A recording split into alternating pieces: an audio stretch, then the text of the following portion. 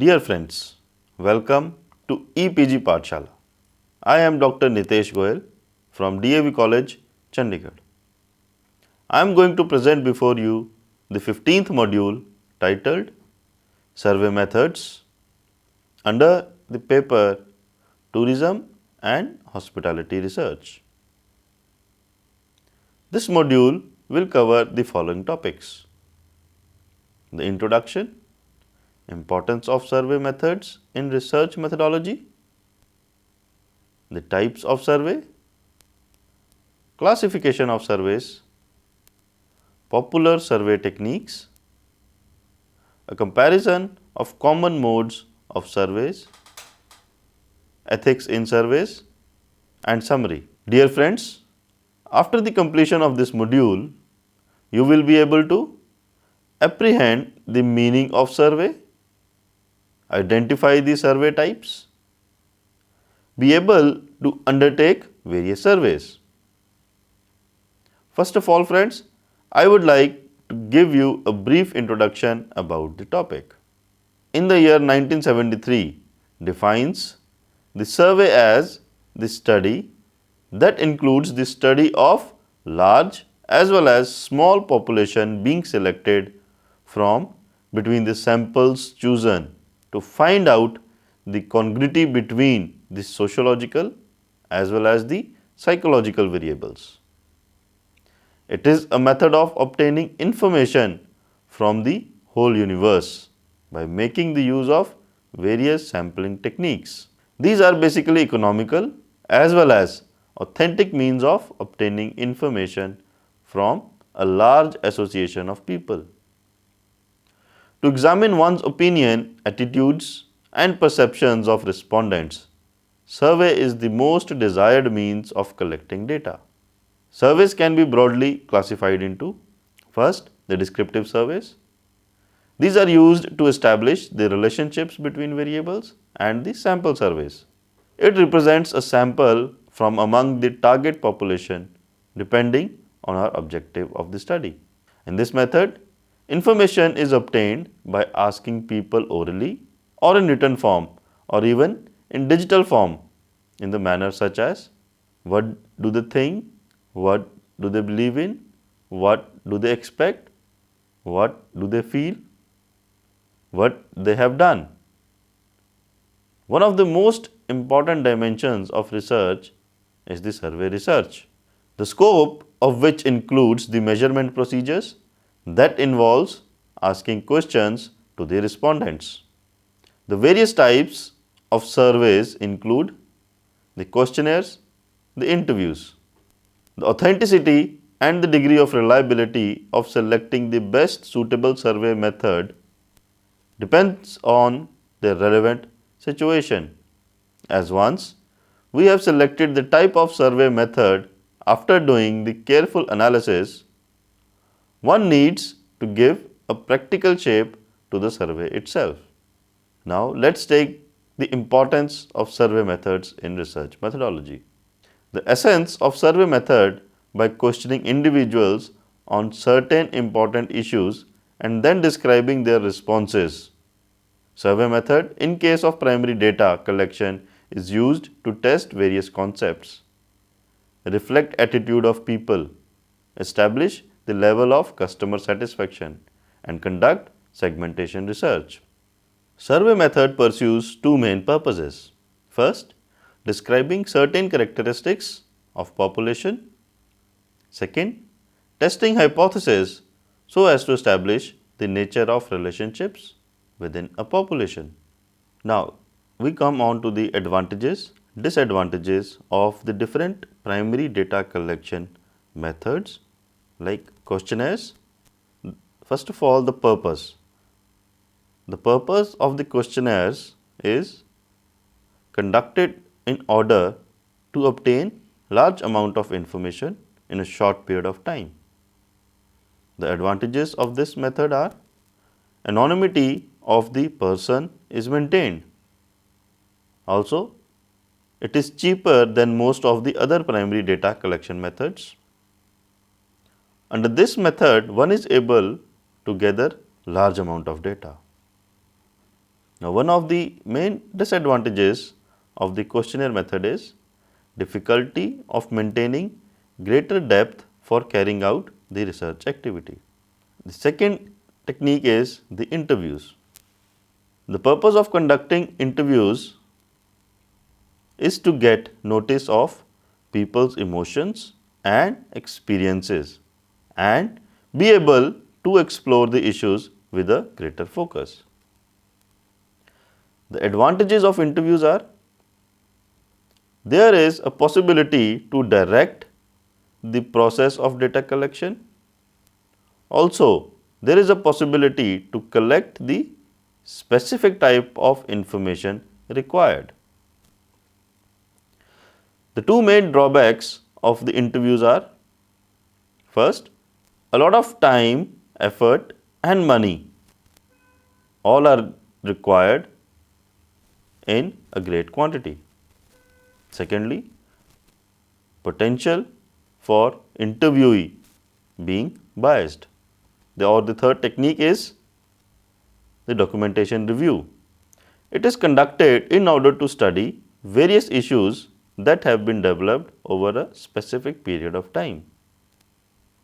Under this method, it is possible to retrieve information in detailed manner.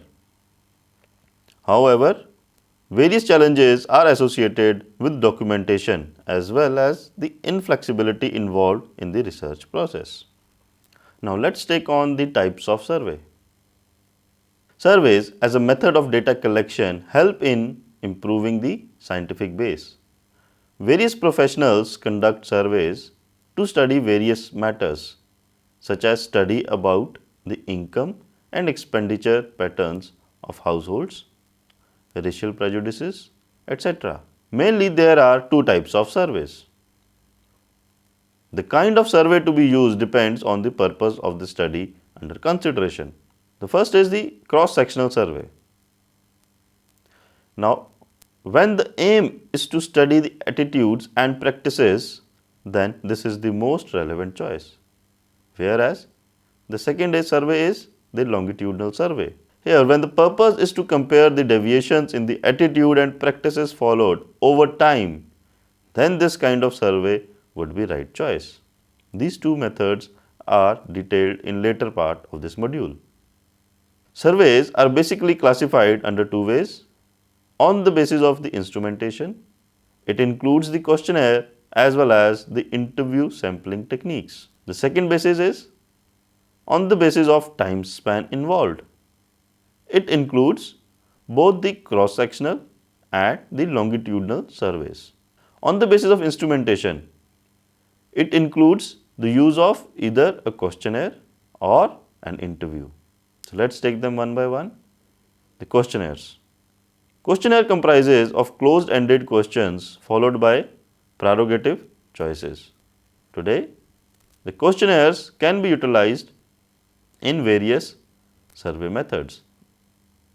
Questionnaire comprises of three kinds: self-administered, group-administered, third, the household drop-off. Out of the above three, the self-administered survey is the most widely used method of developing a questionnaire. Now, what are the advantages of it? It is suitable for asking closed-ended questions. However, under this case, level of researchers' understanding to respond to the answers is limited. The second is the interviews. Here, two parties are involved in an interview: the researcher as an interviewer and the respondent as an interviewee. There are various survey methods that use the interview technique. The various types of interviews are personal, telephonic, and nowadays online interviews are also being conducted. It provides better understanding of the questions to the respondents. However, much time consuming as the response rate of the respondents is very low. Now, on the basis of time span involved, these can be divided in two ways. Again, the cross-sectional as well as the longitudinal. Under the cross-sectional survey, information from a particular sample is drawn. It involves collection of the data at a particular point of time, which varies from 1 week to 6 months. If the questionnaire is used for the purpose of collecting the data, the respondents can be asked questions from all spheres of life of an individual. Secondly, the longitudinal survey. Here, the data is collected subject to variability. The two common types of longitudinal surveys are the cohort survey study. In this, a researcher identifies people of those interest groups belonging to the same category. This group of people doesn't necessarily engage in this on yearly basis, but all the participants must fulfill the requirements of researchers' prime interests. Common cohorts that pertain to the area of interest of the researchers include people belonging to a particular generation who were born in the same time period, or those who work in the industries. The panel studies. In the panel studies, the same group of people do participate in the survey every time it is executed. The panel studies can be difficult as well as costly. When it is actually implemented, there is no doubt about the fact that the results can be quite powerful. One of the major lessons learned from this is being workaholic has a positive effect on young minds. As opposed to this, the impact of being workaholic, the performance levels of the adolescents, their transition, etc., increases confidence, improves educational abilities, thereby prepares them for achieving heights of success in the upcoming years. Without this, nobody comes to know about the positive impact that works can have on young minds. The trend survey. The purpose behind the execution of a trend survey is primarily not to study about the trends developed over a period of time. Researchers carrying out these wants to know about the people have changed the inclination. In this, same people do not provide answers to the research questions every year. Since here the interest is in knowing about the trends and not about the specific people. Till the researcher's sample represents the whole population, it is not necessary that the same people participate each time. Friends, let's now come to the classification of surveys. Survey means to scrutinize in an exhaustive manner. These are of many types such as personal and telephonic interviews, mail as well as online questionnaires. These can be divided into two categories: self-administered, investigator-administered. Under the self-administered method, commonly used way of collecting data is through the mail, and nowadays surveying through the web is gaining importance. As in this case, the respondent provides the answers to the questions in the questionnaire in the absence of any investigator. Investigator's supervisory method. Under this method, an investigator is required to perform the activities like the telephonic interviews, face-to-face interviews, etc. Taking out the relevant information from samples is often practiced. Now, the classification on the basis of data collection, like in-person interviews. Obtaining the information personally may be the most popular manner of expecting cooperation from the respondents. It becomes very easy to understand and react to their queries as and when they face any kind of difficulty in understanding any question, or they feel reluctant to provide answers to any question. This method of conducting surveys proves to be useful when the need is to find out if the respondent is facing any kind of difficulty on answering the questions related to his personal lives, or if he is trying to respond in a socially desirable manner. Personal interviews happen to be more expensive than any other method of collecting data. The interviewers are required to be trained and increase their mobility. It is highly undesirable to send interviewers to risk-prone zones even though it may result in uneven distribution of data.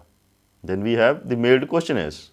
Here, the people get time to evaluate their own responses by making use of one's own resources. The main advantage is there are no chance of asking or get clarification on any kind of information or doubt. Disadvantage: the mails can get completely destroyed sometimes due to sleet, rain or snow. If a mailed questionnaire is not received in time, it may go unnoticed. Hence, mailed questionnaires do not prove to be much effective in comparison to other methods of data collection. Next, we have the online questionnaires. It is most economical way to reach the large audiences, since not everyone is internet savvy or has an access to make the use of computers. Therefore, they are not much preferred over the other methods of data collection. These may look very easy to be made. In reality, they stand on an equal footing in terms of difficulty level of framing as the mailed questionnaires. The advantages are these can be stored and used every year and over a period of time by doing suitable editings, revisions from time to time. Also, the response rate on private networks are higher as compared to the online questionnaires than the mailed questionnaires. Also, respondents can respond at whatever time they feel convenient. As per the results of previous researches carried out, it is seen that response rate in case of online surveys are more as compared to the other modes of data collection. The disadvantages: it is very much possible to overlook an invitation to an online survey. People may just overlook it. Some suggestions. Most importantly, it is very much necessary to see that the files are encrypted to avoid multiple submissions. The technical problems leads to wastage of the staff time. It is thus advisable to make use of an online survey.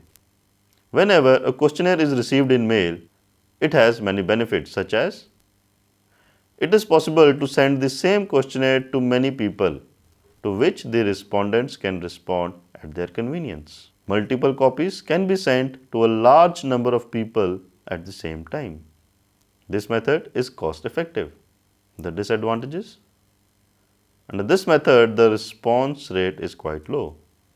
There is no way for the respondent to seek any kind of help if questions are vague. The web surveys. It is the most widely used method of data collection. In this, the questionnaire is uploaded on a website and the respondents are invited to fill them at their own convenience. The advantage is it is less expensive and the most economical method of data collection.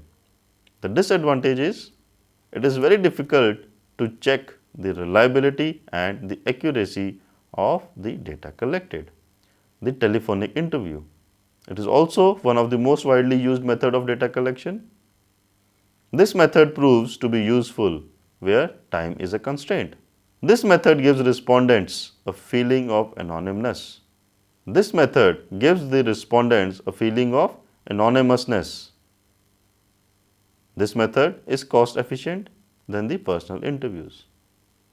The disadvantage is the accessibility of people is less in this method, as not everyone has an access to phones even this technical age. However, less number of interviewers are required to conduct the telephonic interviews. Also, interviewer calling from the same location can clarify questions with each other. It is difficult to establish a rapport and trust on the telephone, as it becomes really impossible to gain sympathy of the customers. The next is the face-to-face interview. This kind of interview takes place in a respondent's locality. This may become a necessity, especially when complex information is required to be collected. The advantage is it allows for an extensive data collection and detailed understanding. The body language and the facial expressions of the respondents can be better identified and understood. The interviewer can probe the interviewee to get all the answers to the questions. The time of the interview can be extended since the participant is strongly committed to participate. The disadvantage: the interviews are more time consuming to be conducted. Due to the involvement of both time and travel, this interview method can prove to be highly expensive. These kinds of interviews can result in biased responses also. As just said, it is costly method as the whole setup needs to be arranged. Now we come on to the group administered questionnaire. In this case, a sample is selected from the universe and to respond to a structured set of questionnaires. The advantage is one of the most convenient methods since a large number of people can be dealt at once.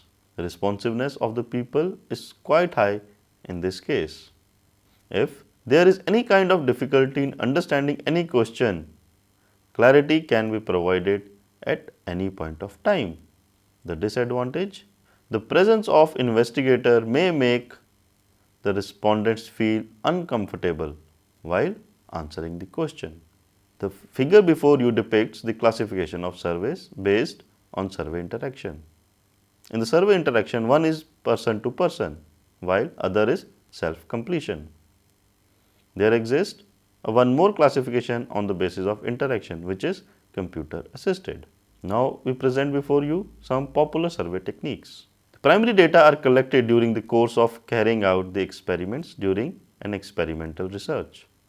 In case descriptive research needs to be done and execute surveys, whether a sample or a census survey. For this purpose, primary data can be obtained either through observation or being indirect communication with respondents in one form or the other. In other words, it can be stated that there are several methods of collecting primary data, especially in surveys and descriptive researches. Now, we compare the common modes of survey. The table here depicts the comparison of common modes of survey. There are generally three types of survey.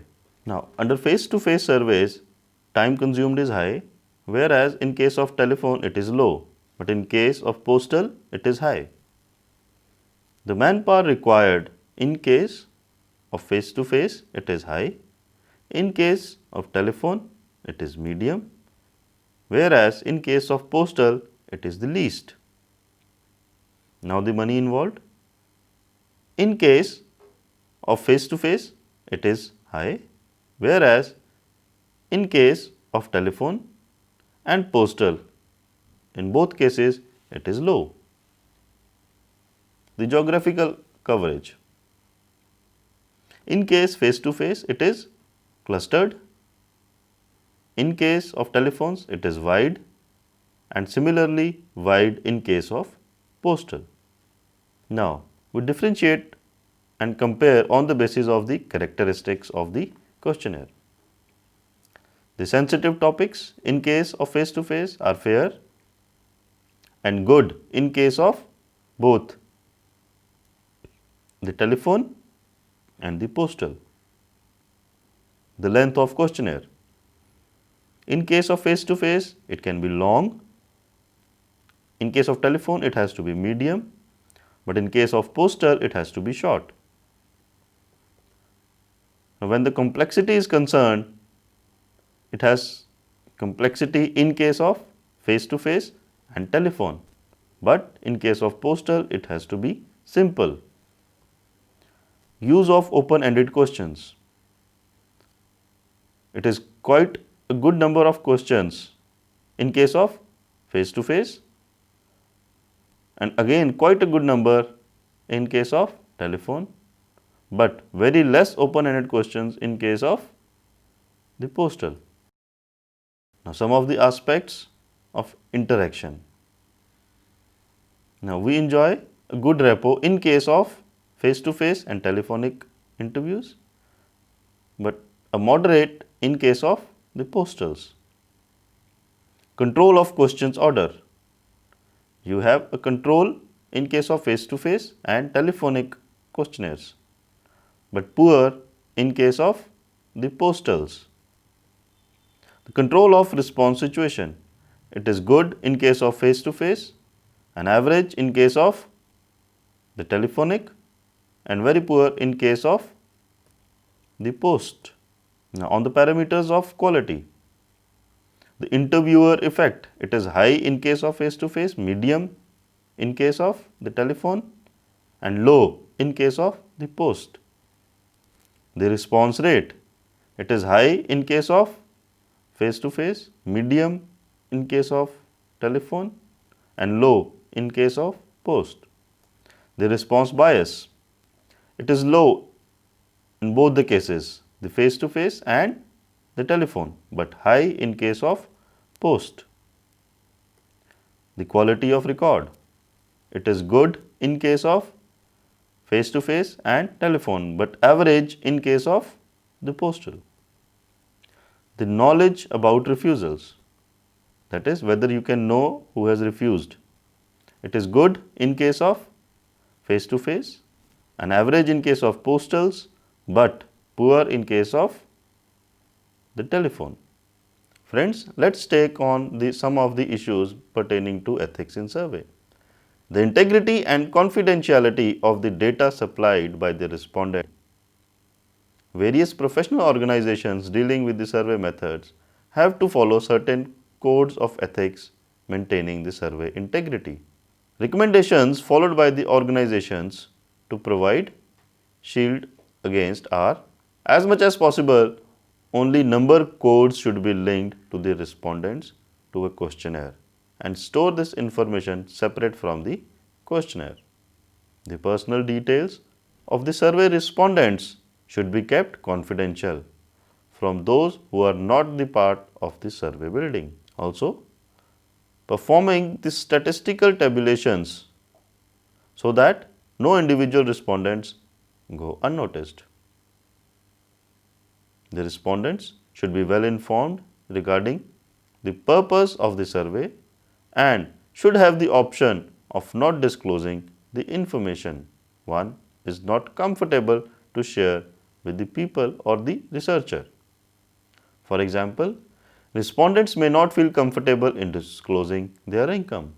But in order to solve this problem, one makes the use of categories such as rupees 1500 to rupees 2000, which may be less interfering, or knowing about what kind of questions respondents are feeling shy to answer it. This helps to reduce the rate of non-responsiveness towards the questions. The question should not be framed to cheat the respondents. The constituents of survey is improved if the respondents clearly understand the objective behind the study. Dear friends, let us now summarize the whole module. Survey means to scrutinize in an exhaustive manner. These are of many types such as personal, telephonic, mail, as well as online questionnaires. These can be divided into two categories, namely self-administered and investigator-administered method. It is a method of obtaining information from the whole universe by making the use of various sampling techniques. These are basically economical as well as authentic means of obtaining information from a large association of people. To examine one's opinions, attitudes and perceptions of respondents, survey is the most desired means of collecting data. The integrity and confidentiality of the data supplied by the respondents need to be maintained. Various professional organizations dealing with the survey methods have to follow certain code of ethics maintaining the survey integrity. Thank you.